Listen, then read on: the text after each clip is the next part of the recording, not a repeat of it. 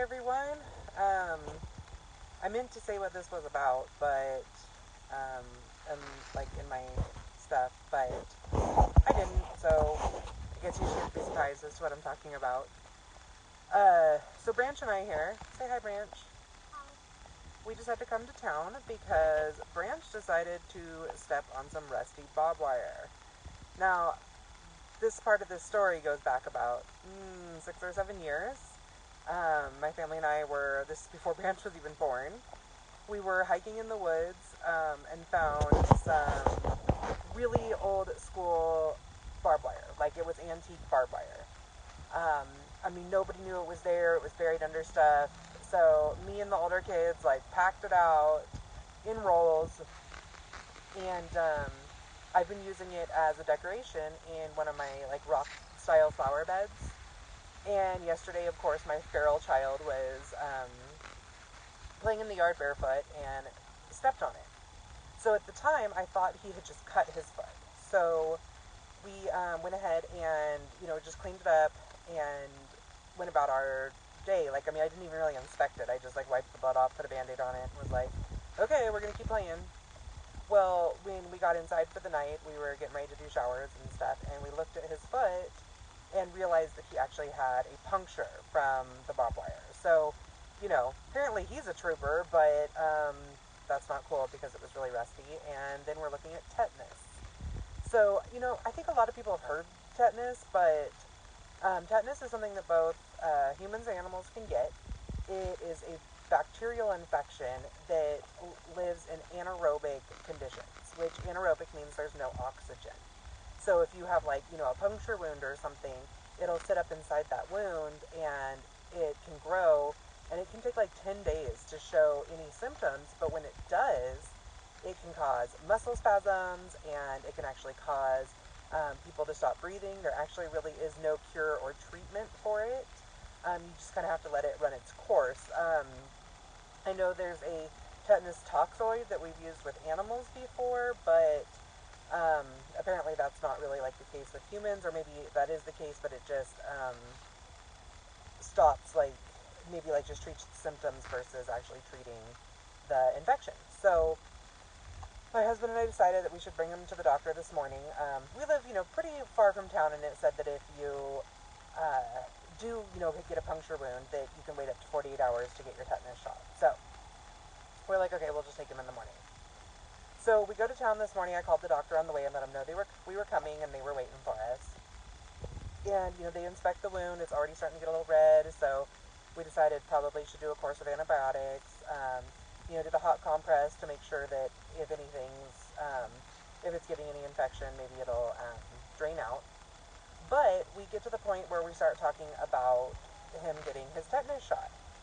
Now, I was on board for a tetanus shot because, yeah, tetanus is a pretty scary infection. Um, and they're like, has he had one before? Do you do your vaccines? And so this kid, he was 7 weeks early and when he got his vaccines in the NICU, it made him have severe reactions, 106, 107 temperature. Just sick for days and days and days. So after he got out of the NICU, we did, I think, 2 more rounds of vaccines, and we were like, nope, we're done. We're not, putting this on our kid. Of course, it was during COVID time. It was so hard to even get a doctor's appointment.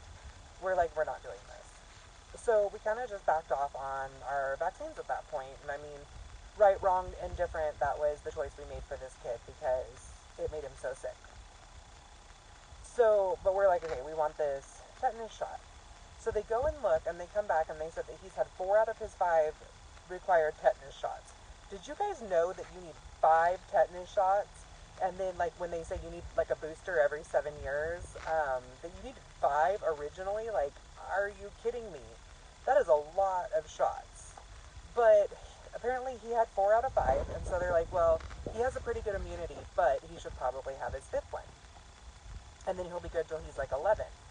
So my husband and I are like, yeah, let's go ahead and do that, And they're like, okay, just so you know, the only way to get a child dose of tetanus is in the vaccine for diphtheria and pertussis, which is whooping cough and a diarrheal virus. And we're like, wait, we can't just do the tetanus? They're like, nope, the only way you can get a child dose is with these vaccines. And we were just like my husband and I looked at each other like, he has had so many issues with vaccines, and in order to not have him get like a serious infection that's a bacterial infection, it's mixed in with these viral infection vaccines. We're like, what in the world is happening here?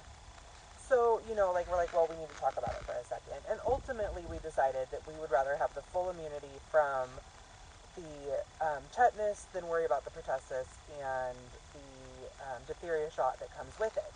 But we were just kind of like really surprised that that is how it's set up, and that that's the only option for young kids if they have their tetanus. So I'm not saying you shouldn't get a tetanus shot. I'm not saying you shouldn't get your vaccines. Not even going down that road. I just kind of wanted to do a little bit of education on old barbed wire, tetanus, and childhood vaccines. If you want to chat more about it, I'm totally in to have that conversation. This isn't even really an anti-vaccine shot. It was a choice we made with this kid, and was really surprised that that was our only option to protect him from a potentially bacterial infection. So, hope that this was educational for you. I'm going to go ahead and post it on my page, and I don't know, keep your feral farm kids in boots, I guess. Good luck.